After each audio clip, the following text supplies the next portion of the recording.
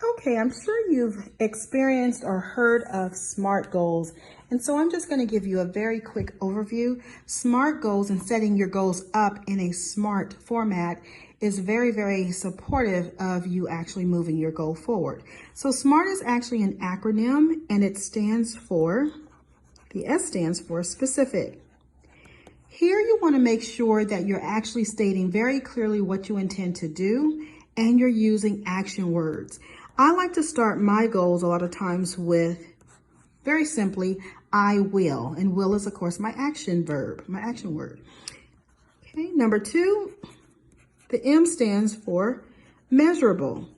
You want to make sure that you provide languaging in your goals that makes it very easy to evaluate whether you did it or not. So I don't want to be able to poke holes in your goal. And I'm not able to poke holes in your goal if it's actually measurable, okay? You want to remember to use metrics or data targets. So a lot of times what I do, and I encourage my clients to do, is in this form, or at this point, think about a date. Think about a date. It could be a date, a quarter. What's going to make it very specific? So let's say I will, and I'm just going to keep building on this. I'm going to say I will create 100 courses. Okay, I will create 100 courses. So there, right there, I have a measure. So if I get to the end of my goal date and I only created 99 courses, I actually haven't met this goal, and that's okay. We always have something for that, right? So measurable, create 100 courses. The next step in your SMART goal is the A, and the A stands for achievable. You want to make sure that your goal actually is within your scope, and it's actually possible to accomplish it or attain it. Now, for me, being a coach, being an executive life coach and dwelling in possibility, I don't have things that I relate to as unachievable.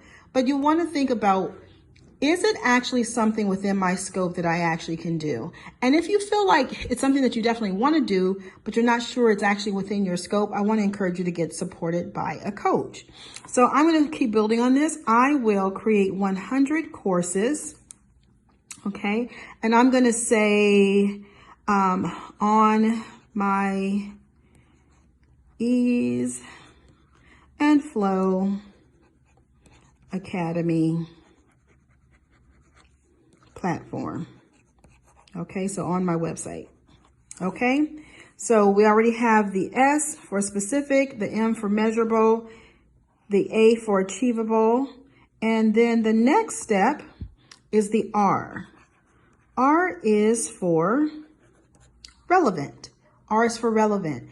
There you want to think about, does this goal actually make sense within my life, my business, my job function? Does this goal, is it relevant? Does it actually improve my business, my job, my life in some sort of way? Okay. And I feel like my goal will improve not only my life, but the lives of many other people, including you. So is it actually relevant?